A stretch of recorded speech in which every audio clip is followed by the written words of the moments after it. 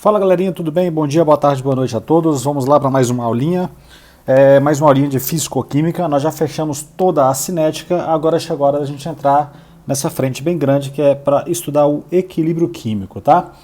Essa aula aqui é uma aula introdutória, então a gente vai falar só de introdução, pouca parte de conta, só o iniciozinho da parte quantitativa e é mais a introdução do equilíbrio químico, mas que é de suma importância para todos os vestibulares que vocês irão fazer, tá bom? Então vamos lá. O que é o equilíbrio químico? Gente, equilíbrio químico, vou destacando aqui no texto já, é o estudo das reações que são reversíveis, tá? Então a gente vai fazer estudo de reações específicas, elas são reversíveis e elas aparecem de monte na natureza, tá? Antes de falar das reações que são reversíveis, vamos comentar aqui algo. Olha só aqui embaixo. Imagina essa reação que eu estou colocando aqui e daqui a pouco eu vou apagar ela, ó. Eu tenho CH4, tá? Aí eu vou reagir com oxigênio. Aí essa reação aqui, ela vai dar CO2 e água, beleza? Gente, essa reação aqui, por exemplo, ela não é estudada no equilíbrio químico, justamente porque ela não é reversível. Ela é uma reação que ela é irreversível. Como é que eu sei disso? Isso é uma combustão. Eu não estou dizendo que todas as combustões são irreversíveis, mas geralmente são. Você faz a explosão do metano, dá CO2 e água, você não pode voltar. É a mesma coisa se eu pensar nessa reação aqui, ó, C8H18. Gente, isso é a gasolina. Aí eu vou reagir com O2 e eu vou ter CO2 e água. Imagina que beleza se essa reação fosse uma reação reversível, se eu conseguisse reverter o gás carbônico e a água gerado e voltasse a ser C8H18. Seria muito bom, mas não é assim que acontece. Então essas reações aí que eu estou colocando como exemplo, elas não são estudadas no campo do equilíbrio químico. Você estuda em cálculo estequiométrico e em outras frentes, tá? Beleza. Deixa eu apagar isso aqui para usar esse espaço da tela. Antes que eu fale sobre as outras características que estão escritas na sua tela, vamos comentar de alguma reação que seja reversível. Dois exemplos que eu gosto muito e que são equações que caem em prova, é essa aqui, ó. O primeiro exemplo é esse, ó. Eu pego H2, tá? Que é o gás hidrogênio, que se encontra no estado gasoso. Aí eu vou reagir com o gás iodo, tá? E o gás iodo é um vapor roxo. E já balanceando a equação, vai dar 2HI, tá? Então deixa eu colocar aqui, ó. Eu vou colocar uma seta assim, daqui a pouco você vai ver que eu vou mudar essa seta. Então você vai ter a produção aqui de 2HI, também gasoso, tá? Gente, essa reação, como é que você vai pensar nela? Ela é uma reação que a gente considera ela como uma reação reversível. Então o H2, vai olhando para a tela, ó, reage com o I2 e vai dando 2HI. Mas por que ela é reversível? Porque o HI que foi gerado aqui, ele começa, a partir do momento que ele é produzido e começa a se acumular um pouco, ele começa a se decompor. E quando ele começa a se decompor, ele volta a formar H2 e volta a formar I2. Então é uma reação que vai e que volta. Essas reações que são reversíveis, elas têm uma nomenclatura especial na química. A gente não coloca somente essa seta que está aqui, ó, que é o padrão que nós já estávamos acostumados. A gente coloca da seguinte maneira, ó. Perceba que eu vou apagar essa setinha que está aqui, aí eu vou colocar assim, ó, olha a nova nomenclatura que eu vou adotar. Uma seta que vai, certo? E uma seta que volta. Então, essa seta que está indo, eu vou dar um zoom aqui e vou colocar aqui escrito em cima dela, ó. Ela está indicando para mim uma reação. Opa, deixa eu ajeitar essa letra aqui. Ela está indicando para mim uma reação no sentido direta, tá? Então essa aqui é a reação direta. E essa seta que volta, ela está indicando para mim uma reação no sentido inverso, tá? Então essa aqui é a reação inversa. Gente, a reação direta, ela acontece com uma certa velocidade, que eu vou chamar de velocidade da direta, VD. E a inversa, ela acontece com uma certa velocidade, que eu vou chamar de velocidade da inversa, que eu vou colocar como VI aqui. Tudo bem? Então, essa é uma reação reversível. Ao mesmo tempo que o H2 e o I2 formam HI, o HI também se desmonta e forma H2 e I2. Tudo bem? Beleza, e essa seta que está representada aqui, que eu estou pintando em roxo, é a seta que indica o equilíbrio químico, tá? A gente fala então que nós temos aí um equilíbrio dinâmico, então presta atenção nisso que eu estou te falando, hein? É um equilíbrio dinâmico, isso não é um equilíbrio estático. O que é um equilíbrio estático, gente? É como se você imaginasse uma balança, aquelas balanças de prato, e você tivesse eles equilibrados. Isso é um equilíbrio estático, não está mexendo. Já no equilíbrio químico, é um equilíbrio dinâmico. Você tem um pouco do H2 e do I2 formando aqui o HI, ok? Nesse sentido. Então, de novo, o H2 e o I2 formando o HI nesse sentido, e o HI se desmontando e formando o H2 e o I2. Então, você tem aí um dinamismo, tá bom? Beleza. Outra coisa importante, agora olha para o texto que está aqui em cima, é que os equilíbrios químicos ocorrem em sistemas fechados, tá? Informação muito importante que eu vou falar agora para vocês, ó. O equilíbrio químico, ele é atingido quando a velocidade da reação direta, então quando a velocidade da reação direta se torna igual à velocidade da reação inversa, tá? Que eu coloquei aqui, ó, o equilíbrio químico é atingido quando a velocidade da reação direta é igual à velocidade da reação inversa, certo? E quando as concentrações são constantes. Então você tem essas duas condições. Então, ó, vou te perguntar de novo e vou até colocar escrito aqui em cima porque isso cai muito em prova de vestibular. Você tem que atender duas condições para o equilíbrio químico ser atingido. A velocidade da reação direta tem que ser igual à velocidade da reação inversa. Agora olha aqui para baixo. Essa velocidade é essa que eu estava colocando aqui embaixo. Ó. Quando a velocidade da direta, o desenvolvimento da reação que vai fica igual ao desenvolvimento da reação que volta. Tá? Eu costumo fazer uma comparação que é como se você pensasse numa movimentação, por exemplo, de um shopping em época de Natal. O shopping ele é muito cheio e fica gente indo e vindo. Então, imagina que se você fizesse uma conta de pessoas nesse shopping, que a mesma quantidade de pessoas que saem desse shopping é a mesma quantidade de pessoas que entram no shopping. Então, as pessoas saem para dar entrada a outras. Então, vamos supor que toda hora, por hora, saem 50 pessoas e entram 50 pessoas. Se você olhar para a movimentação dentro do shopping, o shopping está ativo, o shopping está vivo, está tendo movimentação, as pessoas estão comprando. E tem pessoas saindo também para depois das compras. Então isso é um equilíbrio dinâmico. A mesma velocidade com que sai, a mesma velocidade com que entra. Você tem as quantidades das pessoas que estão ali dentro, elas estão constantes. Você sempre tem a mesma quantidade de pessoas. Isso seria quando atinge o equilíbrio dinâmico. E também, olha para a setinha aqui em cima que eu vou colocar. Além da velocidade direta ser igual à velocidade da reação inversa, nós temos que as concentrações, ó, esse é o símbolo de concentração, as concentrações, elas são constantes. Beleza? Então, tudo isso que eu coloquei para vocês aí são considerações importantes quando a gente pensa no equilíbrio, tá? Tentando te dar uma visão... antes de eu passar um pouco à frente, ó, lê o último tópico que nós temos aí. O equilíbrio químico é macroscopicamente estático, foi isso que eu te falei. Então, por fora, você não vê que está acontecendo nada. Você olha para o recipiente, gente, você diz que não está acontecendo nada. Só que microscopicamente ele é dinâmico, tá? Então, mais uma vez, a palavra dinamismo aparecendo. A reação está acontecendo ali. Bom, agora tentando te dar uma ideia mais do ponto de vista químico, olha para essa reação que eu tenho aqui embaixo. Aí eu vou colocar o seguinte, ó, eu vou colocar aqui um tempo zero e vou te mostrar o que está acontecendo. Aí depois eu vou para o tempo 1, para o tempo 2 e eu vou completando aos pouquinhos, tá? Então vamos supor, gente, que no tempo zero eu coloque 1 mol por litro de H2. Então todo mundo em mol por litro, tá? E eu coloquei 1 mol por litro de 2. Como está no tempo zero, eu não tenho nada de HI. Aí eu vou colocar zero. Aí o que vai acontecendo ao longo do tempo? O H2 e o I2 vão sendo consumidos. Então aqui, por exemplo, chegou em 0,8, tá? Aqui também 0,8, caiu para 0,8. Então caiu 0,2, certo? Consequentemente vai formar 0,4 aqui. Por que forma 0,4? Justamente porque daqui para cá, ó, caiu 0,2. Daqui para cá também caiu 0,2.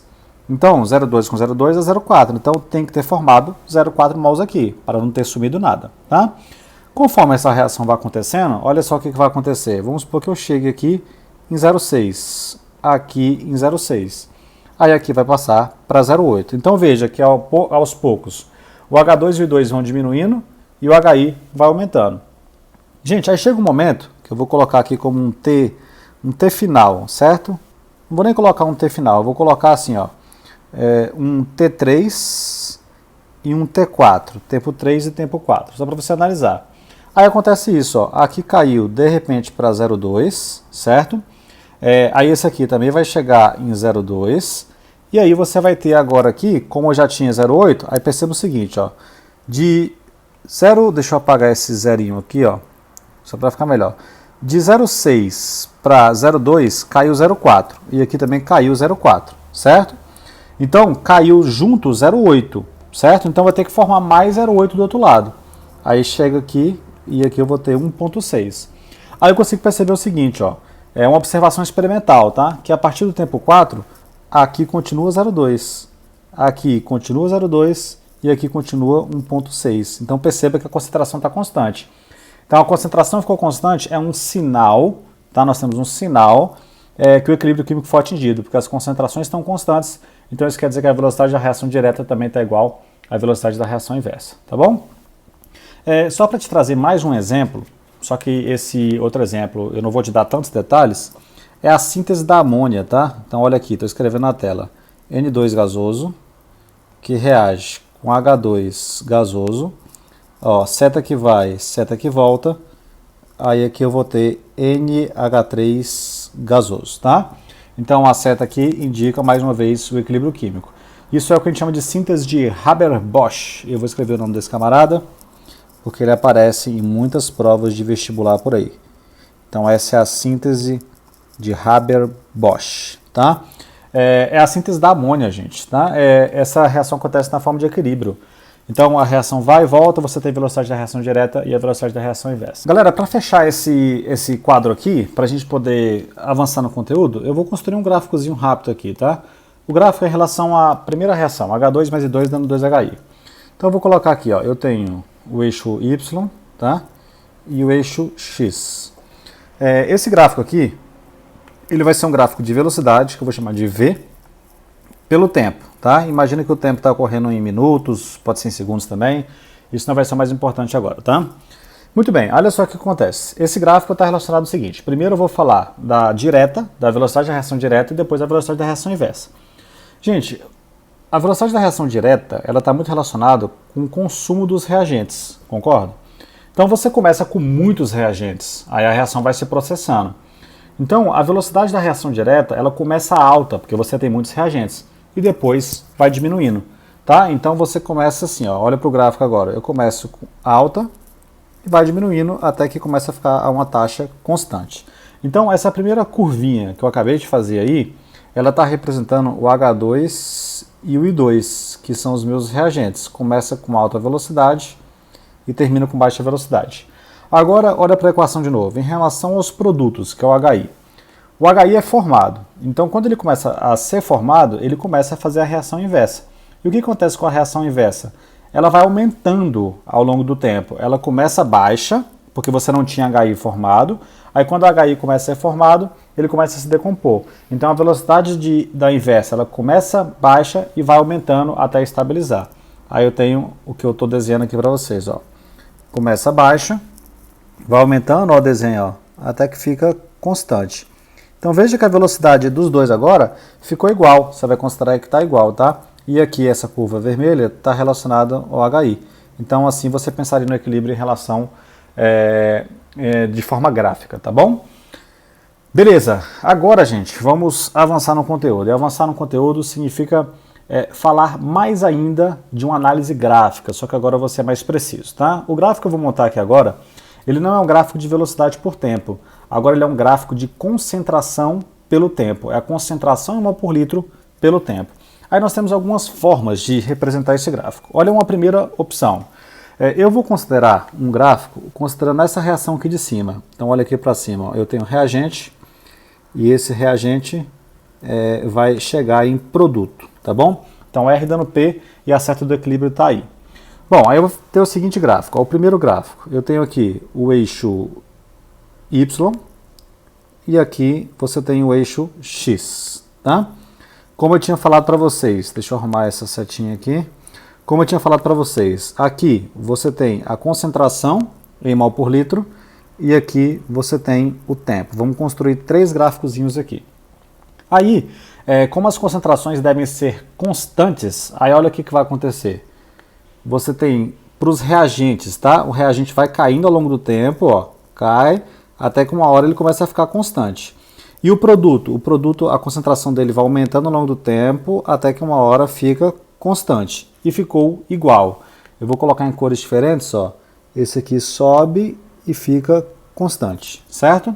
E nesse caso ficou igual, mas as concentrações, o mais importante é que elas ficaram constantes. A partir do momento em que elas começaram a ficar as duas constantes, que me parece que é nesse trechozinho aqui, ó, certo? Aqui elas estão constantes já, beleza? Podemos considerar isso, fazer essa aproximação.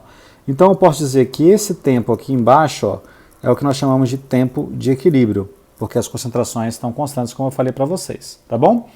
Gente, nesse caso elas estão constantes e também estão iguais. Então nós temos que, além de constantes, eu posso afirmar que reagente, a concentração do reagente está igual à do produto.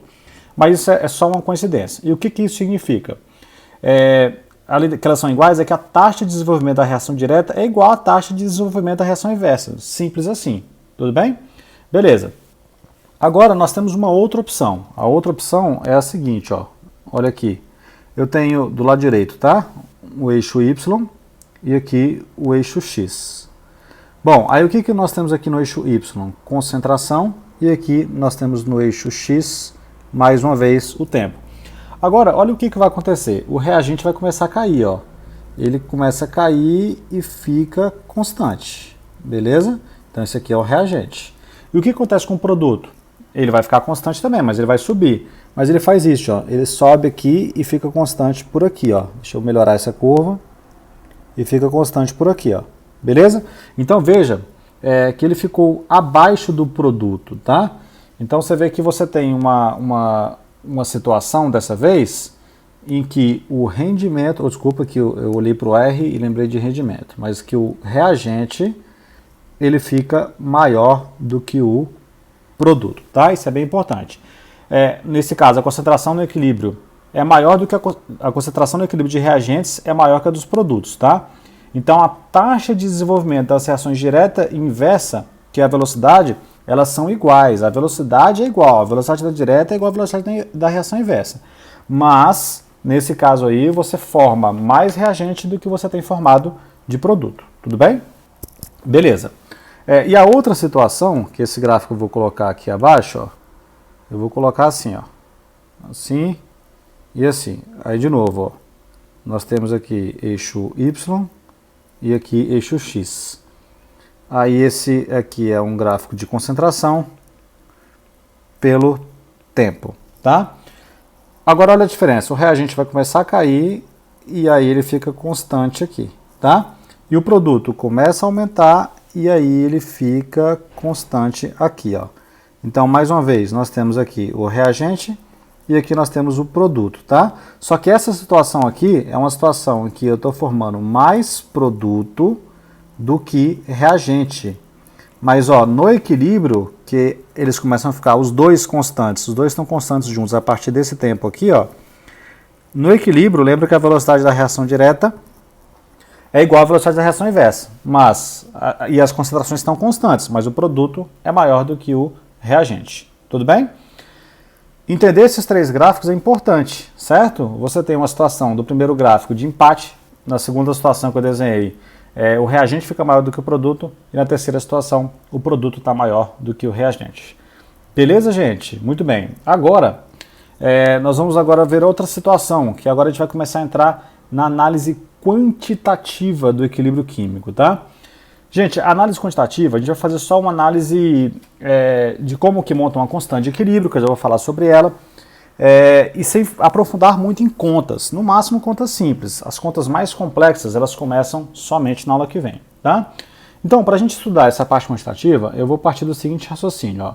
Eu tenho um equilíbrio que é o seguinte, ó, eu tenho Azinho, Azão, certo? Aí daqui a pouco eu leio essas informações todas, tá? Mais Bzinho, Bzão. Isso está em equilíbrio com a reação que está produzindo Czinho, Czão, tá?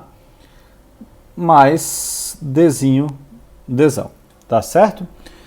Muito bem, aí, que nem eu falei para vocês, em cima da seta que vai, eu vou colocar VD. Em cima da seta que volta, eu vou chamar de VI. Então, a velocidade da reação direta e velocidade da reação inversa. O que nós aprendemos em cinética? Nós aprendemos isso. Acompanha comigo que eu vou começar umas continhas. Como é que eu calculo a velocidade da reação direta? Aí vai ser V, certo? Que já está escrito aí, é igual a K, lembra da constante cinética? Vezes a concentração dos reagentes, que é a concentração de A elevado a Zinho, vezes a concentração de B elevado a quem? Elevado a Bzinho, tá bom?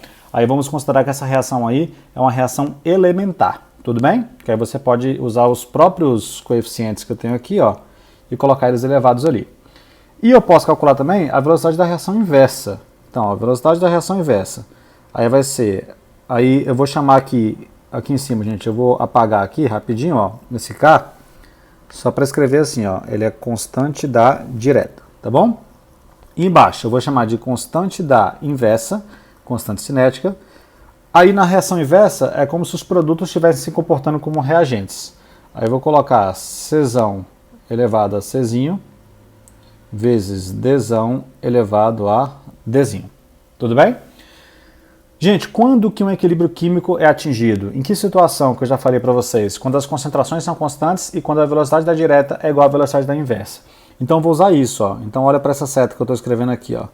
Quando a velocidade da reação direta for igual à velocidade da reação inversa, eu tenho um equilíbrio químico. E o que é a velocidade da direta? Substitui aí. Vai ser a constante da direta vezes a concentração de A elevado a Zinho vezes a concentração de B elevado a Bzinho, e vai ser igual a constante da inversa vezes a concentração de C elevado a Czinho vezes a concentração de D elevado a Dzinho. Eu já tinha falado para vocês na aula de cinética química, e vou repetir agora e vou dar mais um enfoque, tá? Para você não esquecer disso. Gente, essa constante aqui é uma constante que depende de quem? Depende da temperatura, tá bom? Então, só depende da temperatura, ok? Eu vou escrever essa temperatura aqui embaixo, depende da temperatura. Não se esqueça disso, somente a temperatura é capaz de alterar essa constante. Então, beleza. O que eu vou fazer? Eu vou isolar as constantes, tá? Então, eu vou colocar o seguinte, ó. Eu vou passar essa constante que eu estou pintando aqui, cair lá para o outro lado, tá? Então, vai ficar assim, ó. Constante da direta. Isso vai ficar igual, dividido pela constante da inversa. E vou pegar isso que eu estou circulando aqui agora e vou passar dividindo lá para o outro lado. Beleza. Aí quando eu passar dividindo, teremos o seguinte, ó. Concentração de... Opa, deixa eu mudar a cor. Concentração de C elevado a Czinho vezes a concentração de D elevado a Dzinho. Isso aqui vai estar dividido pela concentração de A elevado a Azinho vezes a concentração de B elevado a Bzinho. Galera, olha para esse lado esquerdo que nós temos aqui, ó. Eu tenho uma constante dividido por uma constante. Quando você pega a constante dividido por uma constante, o que isso vai dar? Vai dar uma constante. Então vamos passar para cá nossos raciocínios, ó. Então põe uma seta aí, vai, acompanha aí comigo. Então, constante sobre constante, nós vamos chamar de constante. Então, K, somente um K, tá?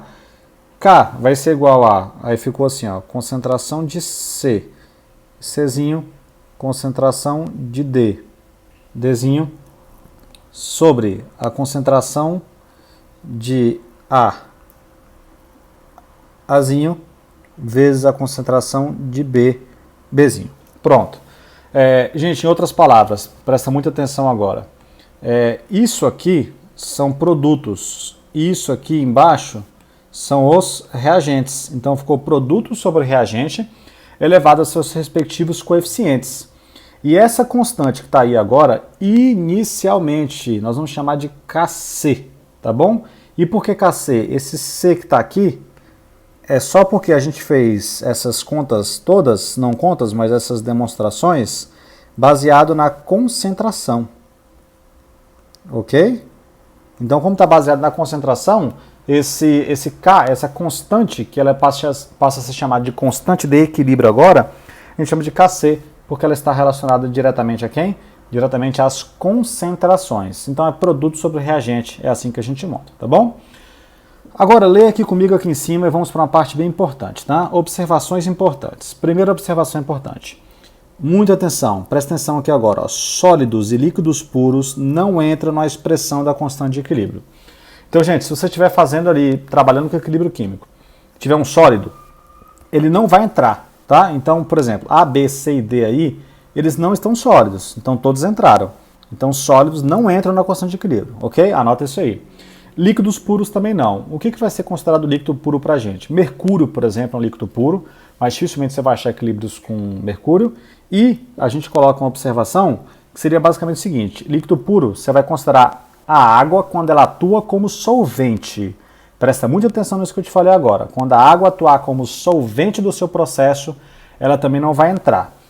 Na verdade, não é que ela não entra, é porque tanto os sólidos quanto a água atuando como solvente, eles apresentam a concentração constante. E essa concentração constante acaba sendo incorporado à constante de equilíbrio, tá bom? Professor, eu tenho uma dúvida aqui agora. Como é que eu vou saber se a água está entrando como solvente? Uma dica importante é se você tiver um processo, tiver uma reação química, e você estiver vendo ali que todas as substâncias do seu equilíbrio estão em meio aquoso, quer dizer que aquela água está participando de todo mundo. Quer dizer que ela está envolvendo todo mundo em meio aquoso. Aí nessa situação ela não vai entrar. Agora, se não for assim, por exemplo, se a água estiver sendo produzida normalmente, ou se ela estiver participando ativamente da reação e não for como solvente, aí ela vai entrar assim na expressão, tá bom? Vamos colocar isso já já em prática, tá bom? Beleza. Agora, daqui a pouco eu volto para falar disso. Olha só para o último tópico, depois eu leio o tópico no meio. Olha aqui em cima, ó. A constante de equilíbrio é característica de cada reação e só é modificada pela temperatura. Não esqueça disso, isso é pegadinha de prova, tá bom? Muito bem, gente, nós temos vários Ks, nós temos vários tipos de Ks na química. Um deles que eu acabei de te mostrar é o Kc. E nós temos esse aqui que eu vou te mostrar também, ó. Nós temos um Kp, então olha aqui para baixo, ó. O que é um Kp? É uma constante de equilíbrio relacionada à pressão. Então, se eu pegar essa reação que eu tenho aqui, ó, vamos supor que, vamos colocar um zoom aqui, que o A está no estado gasoso, o B está no estado gasoso, aqui o C está no estado gasoso e aqui o D está no estado gasoso. Como está todo mundo no estado gasoso, eu posso montar uma constante relacionada com a pressão. Isso vai ser chamado de Kp. Na verdade, não precisa que todo mundo esteja no estado gasoso, mas tem que ter gás na situação, tá bom? Para você começar a pensar em Kp. Então, como é que eu monto o Kp? Aí a gente escreve diferente, ó. Eu vou montar assim, ó. É produto sobre reagente, do mesmo jeito. Então, vai ser a pressão de C. Então, ó, pressão de C, aí coloca assim, entre parênteses, elevado a Czinho, produto, né? Vezes a pressão de D elevado a Dzinho. Isso aqui vai estar dividido pela pressão de A elevado a Azinho vezes a pressão de B elevado a Bzinho, tá bom? Então ficou dessa maneira, tá? Aí você está envolvendo as pressões parciais. Bom, agora você sabe montar constantes de equilíbrio relacionadas a Kc, sabe montar expressões de equilíbrio relacionadas a Kp. Então, beleza. Última observaçãozinha aqui em cima, ó. Na expressão de Kp só se deve participar substâncias gasosas. Ponto final. Você não tem restrição para água, tá bom? Se a água estiver lá no estado gasoso, ela vai entrar do mesmo jeito, tá bom? Fica tranquilo com isso. E sólido não entra mesmo, porque sólido, obviamente, ele não está no estado gasoso, então ele não vai entrar, tá bom?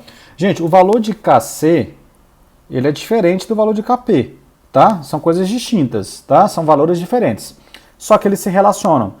E eles se relacionam por uma fórmula, que eu vou colocar ela aqui embaixo, ó. Kp é igual a Kc vezes o R, tá? Constante dos gases mesmo, RT elevado a ΔN. Tem toda uma comprovação, mas não vale a pena. Se você for fazer uma prova mais conteudista, talvez ele possa te cobrar isso. Kp é igual a Kc vezes RT elevado a ΔN. Então vamos fazer aqui destrinchar isso aqui para você.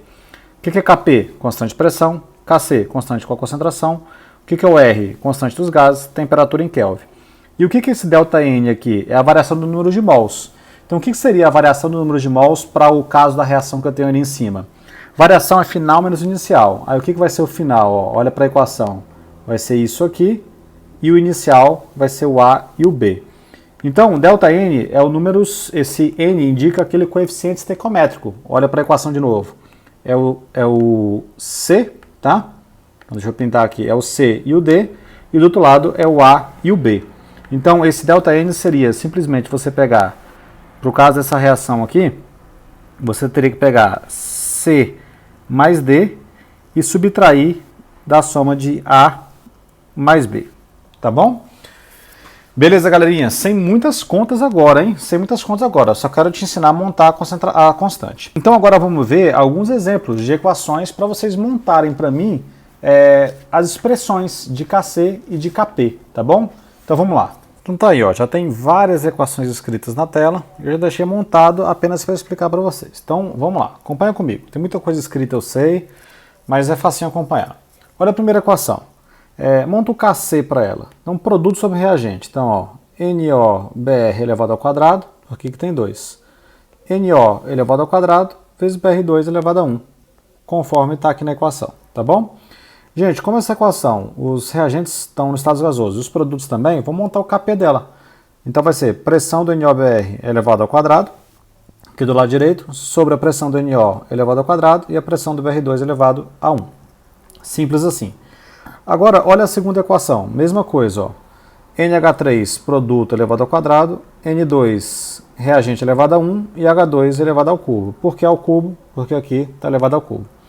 E as pressões, como todos são gases, do mesmo jeito, só que troca por P, tá bom? Terceira equação, essa aqui tem que tomar um cuidado. Lembra que eu falei para vocês, ó, que sólidos não entram na constante de equilíbrio. Então, atenção, ó. Aqui tem sólido e aqui tem sólido, tá? Então, como é que vai ficar o Kc? Apenas a concentração do CO2 elevado a 1, sobre ninguém. É só isso o Kc, tá bom? E o Kp? Galera, Kp só entra gás, tá? Se só entra gás, vai ficar Kp, vai ser pressão do CO2 elevado a 1, tá bom? Gente, em relação à segunda equação, olha só, eu ensinei para vocês ainda agora a seguinte fórmula, ó, que Kp é igual a Kc vezes RT elevado ao ΔN, não é isso? Então, se eu fosse aplicar para essa equação, se eu soubesse o valor do Kp, aí eu conseguiria descobrir como o valor do Kc. Deixa como incógnita, o R, a constante, tem que ser dada, temperatura em Kelvin. Quanto é que vale o ΔN dessa reação? E atenção, ó, aqui tem 2, não é? E desse lado, ó, tem 1 mais 3, ok? Que dá 4. Então, quanto é que dá o ΔN? O ΔN vai ser aqui, ó, 2 menos 4, certo? 2 menos 4 dá menos 2. Então, aqui ficaria elevado a menos 2. Beleza? Então, assim que você faria. Aí, nesse tipo de questão, ou ele te daria o Kp para você achar o Kc, ou o contrário. E, claro, o R tem que ser dado, a temperatura também. Tá legal? Beleza, vamos fazer essas reações aqui de baixo agora. Já fiz boa parte delas. Ó. Olha a primeira. Como é que eu faço o Kc dela? Produto sobre reagente. Então, ó, sólido não entra, então ficou CO2 elevado ao cubo, e aqui, ó, o CO também elevado ao cubo. E para fazer o Kp, só vai entrar gás. Então, vai entrar o CO2 e vai entrar o CO aqui. Por isso que eu não coloquei os outros, tá bom? Beleza, agora vamos falar da água. Eu coloquei duas equações que aparecem em água. Gente, observa a primeira equação. Muita atenção agora, ó. A água está como líquido aqui. Beleza, mas isso não é nenhum mau problema. Agora observa que está todo mundo aqui aquoso. Então, isso é um sinal de que a água está atuando como solvente. Se ela está atuando como solvente, a gente não deve colocá-la na constante. Por isso que aqui no Kc que eu desenhei, ó, certo? A equação que eu já montei, a água não aparece. Simplesmente fica produto sobre reagente. Tá legal? Não vou montar o Kp dessa reação porque ninguém é gasoso, tá? Agora observe essa outra equação, ó. Aqui nós temos esse composto líquido, esse líquido, formando esse líquido e formando água líquida. Então a água foi formada aqui. Ela não está atuando como solvente desse processo. Então nesse caso, ó, a água, atenção, ela participa sim, tá? Ela participa sim da expressão da constante do equilíbrio. Tá legal? Assim é a melhor forma de você não confundir esses conceitos. Beleza. Gente, time final da nossa aula é interpretando os valores de Kc e de Kp. Interpretando numericamente, como é que você sabe interpretar o valor do Kc e do Kp em si. Então vai funcionar o seguinte, tá? o que você vai considerar valores de Kp elevados e o que você vai considerar como valores de Kp que são baixos. Então eu vou começar colocando como exemplo a seguinte reação. Então olha só, eu vou ter aqui a reação N2, tá? A síntese da amônia, gasoso, tá? Mais o H2 gasoso. E isso vai dar 2 vezes o NH3 gasoso. E eu vou te falar qual é o valor do Kc dessa reação, tá? Essa reação, ela tem o Kc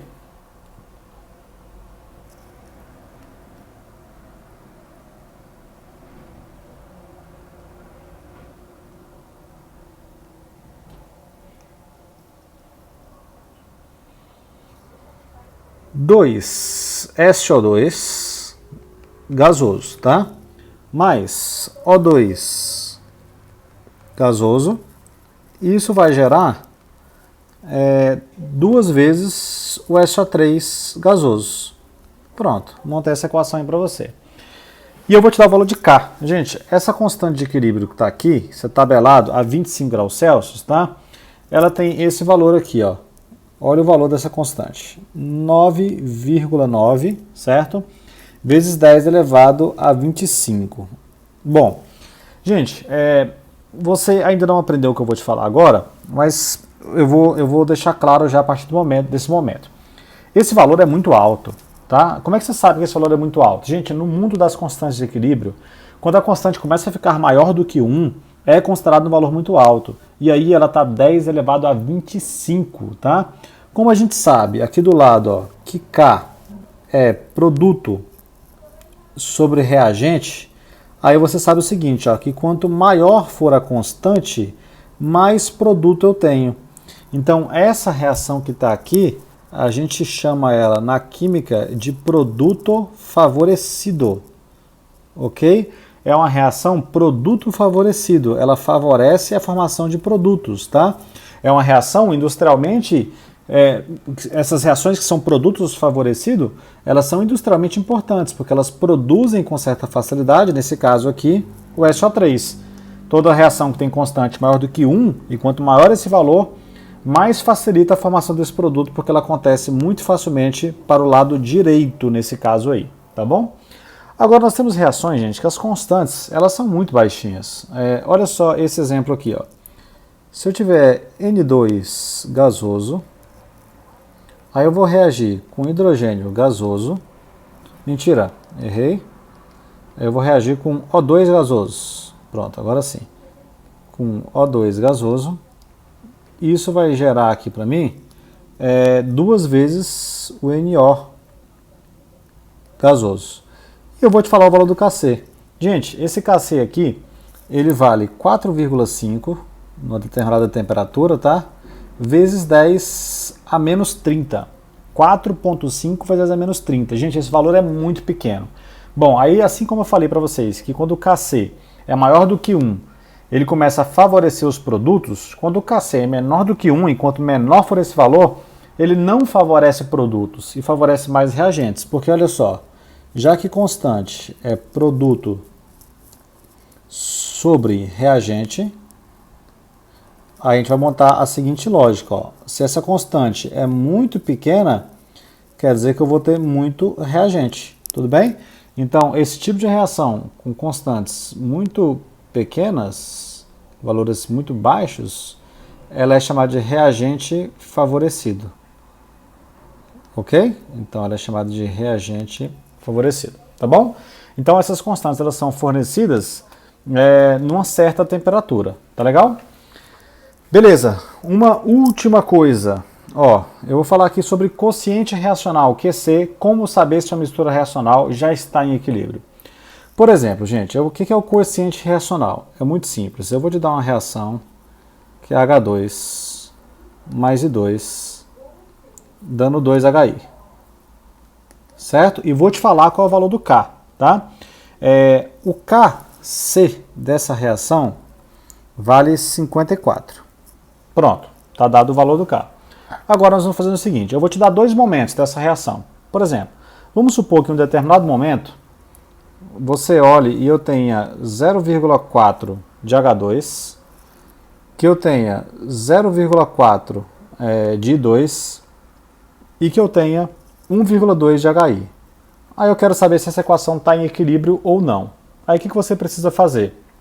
Colocar na expressão da constante, né, e ver se bate com esse valor aqui, ó, de 54, tá? Então esse é um dos momentos. Agora eu vou te dar um outro momento aqui embaixo, ó. A gente vai fazer dos dois momentos. Então eu vou te dar, por exemplo, um momento que eu tenho 0,428 aqui. Aqui eu também tenho 0,428 e aqui eu tenho 3,144, tá? Então vamos lá. Sabendo que, ó, vou colocar aqui embaixo, atenção, que o Kc dessa reação vai ser a concentração do HI elevado ao quadrado sobre a concentração do H2 vezes a concentração do I2, aí o que eu vou fazer? Essa é a expressão, né? É como a gente monta a expressão. Aí eu vou substituir aqui em cima, ó, esses valores ali e esses valores aqui. Só que quando você faz isso em um momento qualquer, que é o que eu estou sugerindo aqui, a gente chama de Q, tá? Que eu vou chamar de QC aqui e de QC aqui. Então, o quociente reacional é para você fazer a qualquer momento, fora do equilíbrio químico. Se eu jogar naquela equação, é a mesma equação, gente. Se eu jogar naquela equação ali e fizer a conta com o primeiro, você vai descobrir que o QC aqui dá igual a 9. Então, tá vendo que não deu igual a 54, certo? Se não deu igual a 54, eu vou até colocar aqui, ó, 9 é diferente de 54. Então, eu posso afirmar que para esse primeiro momento, essa reação não está no equilíbrio. Isso é bem importante. Agora, se você fizer para esse segundo momento aqui, o QC dá exatamente 54, ou seja, ele é igual ao Kc. Se ele é igual ao Kc, aí eu vou colocar assim, ó, está em equilíbrio. E para finalizar de verdade a nossa aulinha, eu preciso de uma interpretação. A interpretação sobre esse valor que eu achei aqui, ó. Gente, nesse caso aqui, vamos colocar aqui embaixo, eu achei que QC ele é menor do que Kc, não é? Ou seja, o quociente que eu achei, ele é menor do que o K. O que isso significa? Quando o Q ele é menor do que o K, isso quer dizer que a reação vai tender a ocorrer com a maior taxa no sentido direto, tá? Então ela ainda tem que, para chegar até o valor de 54, ela tem que ocorrer com mais intensidade no sentido direto, tá? Então ela tem que ir para o lado direto, e o lado direto é esse aqui, ó. Beleza? Por que isso? Porque, olha aqui em cima, ó, como eu sei que Q é produto sobre reagente, como deu 9, né, deu muito menor, para esse valor aumentar, eu tenho que começar a ter muito mais produto, tudo bem? Então ela tem que ir para o lado do HI, tá bom? Então, a ideia é essa, quando você tem que o Q é menor do que o K, ela tenderá a ocorrer no sentido direto, tá? Então eu vou colocar assim, ó. Então tenderá, vou colocar assim, ó, ela vai tender ir para o lado direto. Aí eu vou colocar entre parênteses aqui embaixo, ó. Isso é uma tendência, certo? Se você achar que o QC é igual ao Kc, certo? Aí nós temos outra interpretação, que é o equilíbrio. Agora, se você tiver um QC que for maior do que o Kc, certo? Quer dizer que, aí eu vou trocar as setinhas aqui em cima, ó, vou apagar. Então, se você achar, eu apago mais um pouquinho aqui, se você achar que o Q é maior do que o K, então ele vai ter que diminuir. Então, para ele diminuir, você tem que ter muito reagente, começar a ter muito reagente, ok? Então, ela vai ter que ter uma tendência para ir no sentido inverso. Então, vou escrever aqui, ó, inverso, mas isso vai ser uma tendência. Beleza? Gente, aulinha puxada, aulinha com muito conteúdo, tá? Reveja quantas vezes forem necessários, reveja quantas vezes for necessário para você entender tudo, tá bom? A primeira lista de exercícios dessa aula tem questões mais teóricas para você entender tudo isso que eu passei para vocês, tá bom? Um abraço para todos vocês e até a próxima.